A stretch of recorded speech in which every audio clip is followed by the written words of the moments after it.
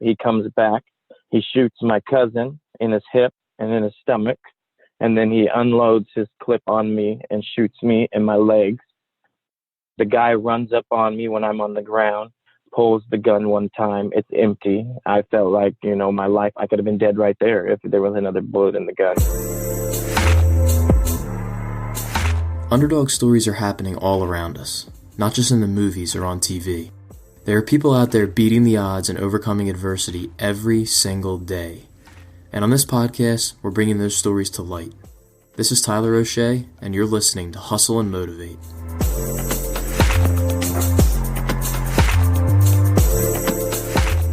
Welcome back to the show. Before we get into this week's guest, I want to give a quick shout out to everyone who's been supporting the site lately.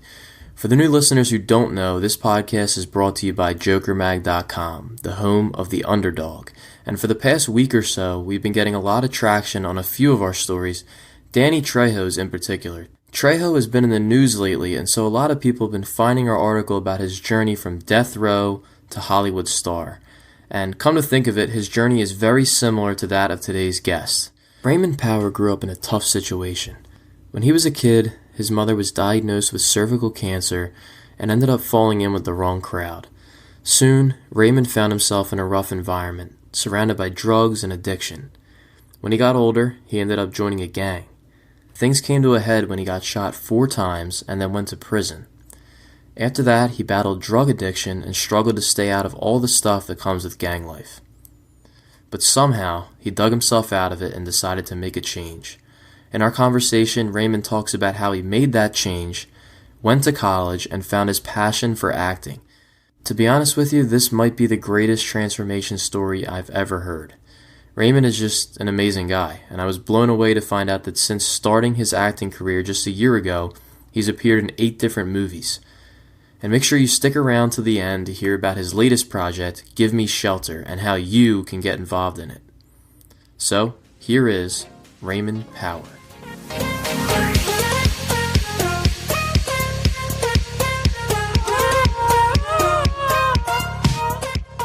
Hi, my name is Raymond Power. I come from Tacoma. I'm an ex-gang member. I was addicted to drugs at one point in my life. Went through a lot of struggles and adversity in my childhood, but I changed all that, and now I'm an actor, motivational speaker. I go to conferences and I speak on how you can change your life. I also go into prisons and I teach life skills to inmates. I was once in prison myself, so that's something that's dear to my heart. And I'm just an activist for people so they know that, you can do anything if you put your mind to it. I'm a father of 5, and I call myself an artist. So that's me. So can you walk me through what it was like growing up? So growing up, I grew up in a single family home with my mother and my little sister. There was no father involved. Everything was normal growing up for the first, 6 years. Then my mom ended up getting cervical cancer. So she got sick real quick. She ended up falling in the wrong crowd and ended up getting addicted to drugs. She started doing methamphetamines and crack cocaine. So our house kind of turned into like the crack spot where all the drug addicts would come. Where all the dope was sold. It was a bad place to grow up for a child. It was a lot of abuse. She started getting sicker, so she ended up sending me away to, you would say, foster homes. Nothing like a regular foster home where you're in the system, but places she would just kind of dump me off. And these weren't good places. I mean, 1 or 2 was okay, but it was a culture shock to those nice places from where I came from, so it was a little rough. But the other places were terrible. They worked me hard, and it was every sad night and sad day. I did a lot of crying when I was a kid and went through a lot. And I did that for a while, and finally I ran away. And then I ended up in a gang. That was the closest thing to a family I could find. I mean, I had like a grandma that supported me, but it wasn't enough. I was looking for something else, like a male figure, somebody to, tell me I was doing something good. So these gangs were very appealing, and they are appealing to a lot of young men in my circumstances. So I joined a gang. Started getting into it hardcore when I was 16 and was full in by the time I was 19. And that was just made life worse. I mean, gang members aren't up to really any good. So you go through a lot, and I ended up um, shot in my leg, and then I ended up in a prescription painkiller addiction. So it just got worse and worse, and life just kept getting worse. So my childhood up until my teens, it was just like nonstop go adversity, no laying off of me. So it was a rough childhood, man. And what do you remember about getting shot? Like, were you scared for your life at the time? So when I got shot, I just got put on the gang, and when you're in a gang, you have to be out in the streets for like a day. Like you have to like patrol the neighborhood. I mean, it sounds funny, but it is what it is. So I'm walking through the street. We see some rival gang members. We approach them, and we're like, "You're not supposed to be in this neighborhood." So we end up in a fist fight. We start to win. One of the guys runs off. I'm like, we got to get out of here. That guy just ran off. He comes back. He shoots my cousin in his hip and in his stomach. And then he unloads his clip on me and shoots me in my legs. The guy runs up on me when I'm on the ground, pulls the gun one time. It's empty. I felt like, my life, I could have been dead right there if there was another bullet in the gun. He ran off. I was scared for my life.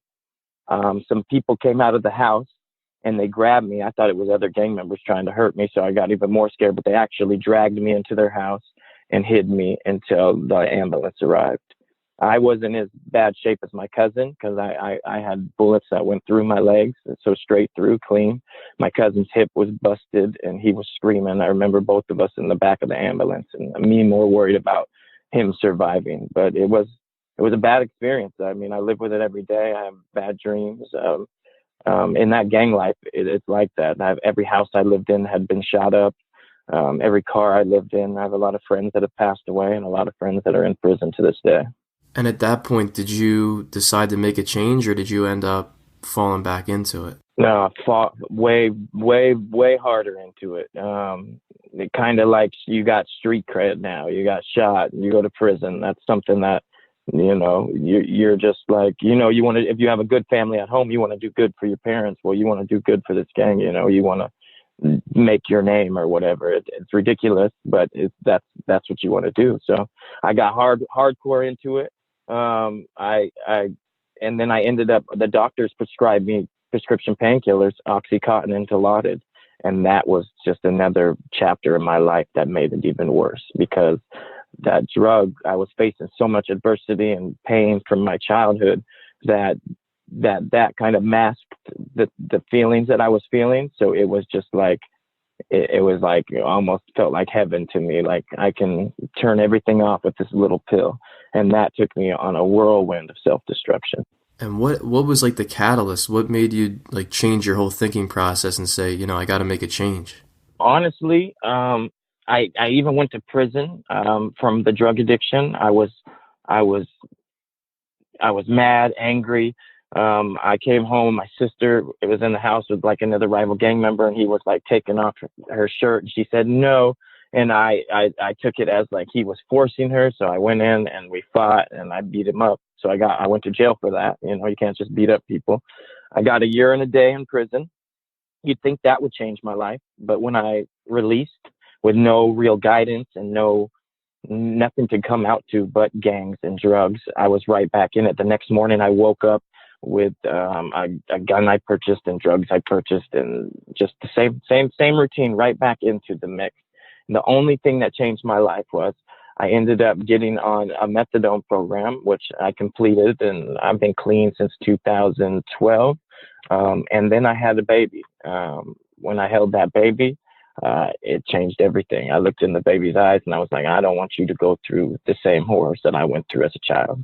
And right there, I quit everything. I quit the methadone. I quit anything that was bad or detrimental to my life or my child's life. And I changed it all. And then I started giving back to the community, because I know I terrorized the community and the people around me for so long. And what was like that first step of changing, giving back to the community and all that stuff? So I didn't know what to do. I was kind of lost. So I took a chance at like a Goodwill industry kind of thing and took a class. While there, I never knew that I meant anything or could do anything. I just thought I was going to be a punk kid off the streets, gang member, selling drugs, rapper, whatever. You don't have a lot of ambitions in the hood. So I went to school and I realized I was smart. I took my GED in a week and scored above average scores, and I felt alive again. I felt like, wow, this is like something I can really do. So I started going to college, and then I started talking about the changes that I made, stopping drugs, staying away from the gangs, being clean. And I guess that meant something to somebody. I guess a lot of people don't get to change like that.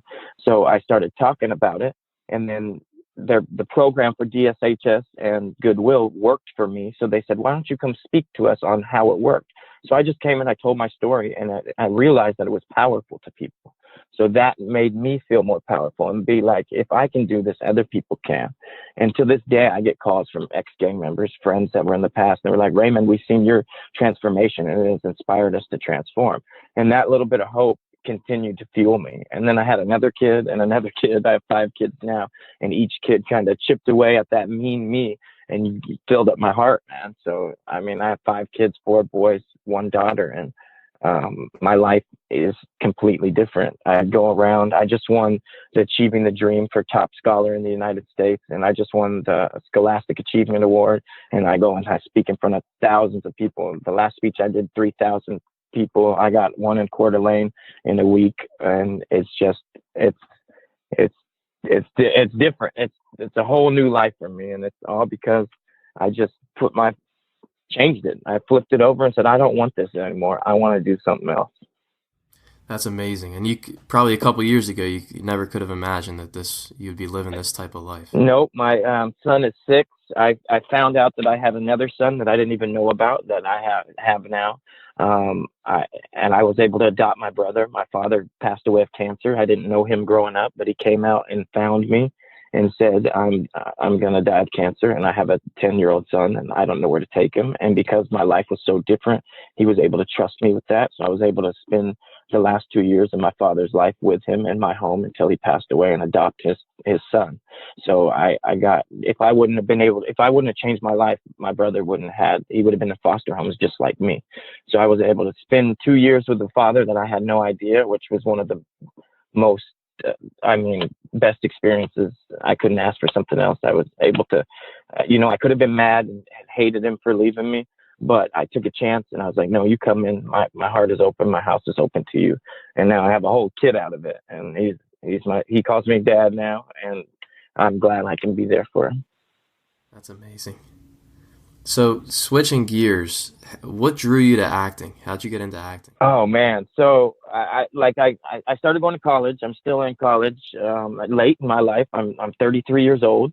So I didn't start college until I was about 29, kind of didn't know what to do. Just wanted to change my life. So I got into electrical engineering.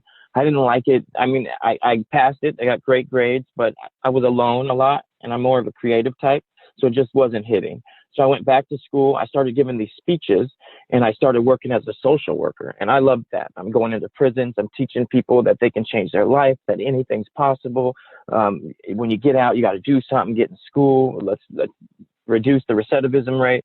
And then I loved it. But then while taking my social service mental health classes, I was like, I've always been interested in acting. When I was a kid, I used to write plays, and I have tons of videos of us making little fake movies as a child. And I was like, I want to try this. So I took this acting class. I literally changed everything. I mean, it was like, when you're searching for something and you finally feel like this is what I'm supposed to be doing. It was like that. It was like a light bulb turned on and shined. And the acting class, I felt more alive than I ever felt. I was able to express myself, able to write down the stuff that happened to me and express it in a play. I started doing plays, and I kept getting the leads for each play, and I kept getting rave reviews. And I was like, okay, so this is something that I'm good at. This is something that speaks to me. So I was like, let's transition. I want to do film. So this is only in the last year. So this year I went out, I got an agent, a manager found me, Lexi Angelino, and she's been amazing and helped me navigate. And I'll be in 8 movies this year, and that's pretty good for Seattle because there's not a lot of film going on in Seattle, but we keep in film in Seattle, and Seattle produces amazing content. And and then I hooked up with the film school and Jonathan Kesey. He's a writer from LA, and now we're doing a series based on my life. And we just got ordered a pilot, and it's big. I'll be on King 5 News on my birthday on the 4th talking about it. We got a lot of people in the community behind it because we're bringing awareness to the homelessness crisis all through my story. So it's just everything falling in, and I'm able to change people's life with art, and arts is basically what changed my life. So it's amazing, man. And acting is a savior to me. And that's amazing. You just started and you're going to be in 8 different movies? Yeah, 8 different movies. It's and a documentary by Josh Taft. He's a big documentarist. He's doing a documentary on my life and the stories that we talked about today. So soon you'll be able to watch that. And then the series is called Give Me Shelter, and it's based on a youth homeless shelter. And the character's name is Raymond Power. It's me. It's just in this setting, and his background is my background. And I helped write it, so I'm a writer now.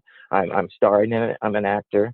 And then 8 projects. I mean, not all of them are big roles, but every role counts. And for me, I've done this before and I give it my all. When I go do something like I did school, I give it my all. This is a second chance for me. So I'm not going to bring anything less than my all to the table. Dude, I'll be honest, I'm just blown away by your story. And just how far you've come, and especially even in just the last year. I mean, with the acting stuff, it's incredible. Yeah, my girlfriend, we were talking, and we're like, if your kids ever come to me when they're 33 and say, man, what am I going to do? I'm 33. There's like, look at what your dad did when he was 33. Don't tell me nothing. So, I'm just trying, and I'm moving forward. I got 5 kids, and they're everything to me.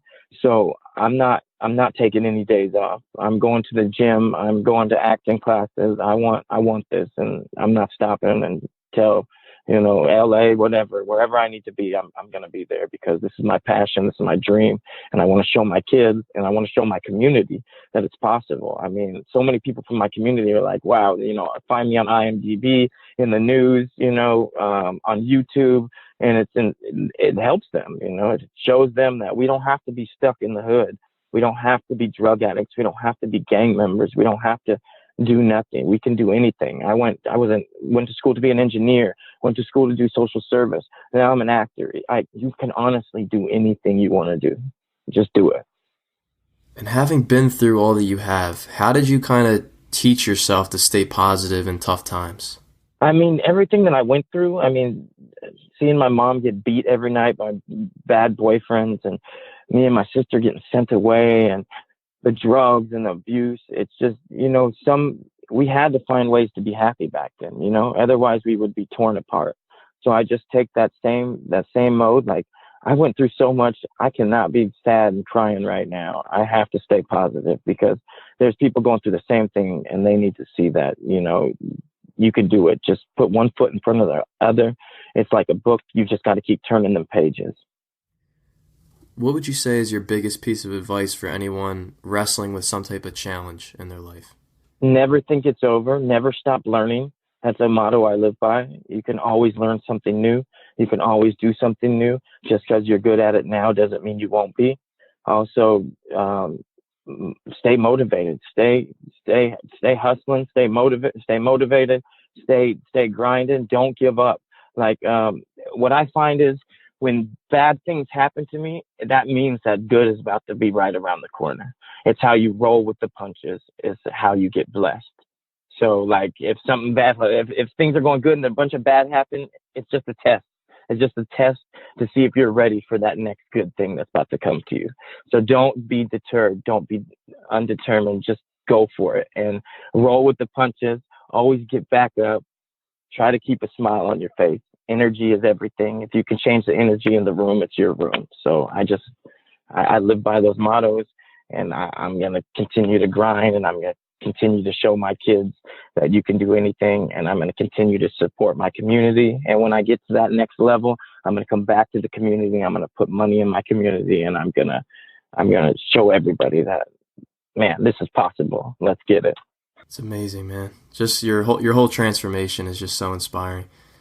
Before we wrap things up, do you want to tell people where they can find you, how they can support everything you got going on? Yes. So you can find me Facebook if you want to talk to me. I'm on Facebook, Raymond Power, RaymondPower. On Instagram, it's Raymond_MD_Power. You can also, my project, Give Me Shelter, is at shelterproject.co, shelterproject.co. You can see what our mission is, what our story, who's involved. And of course, IMDb, please check me out on IMDb, Raymond Power. And those are the outlets you can get me at.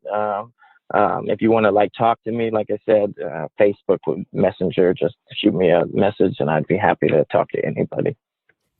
That's awesome. And Give Me Shelter is a nonprofit project, right? Yes, we're starting as a nonprofit to bring awareness to the community.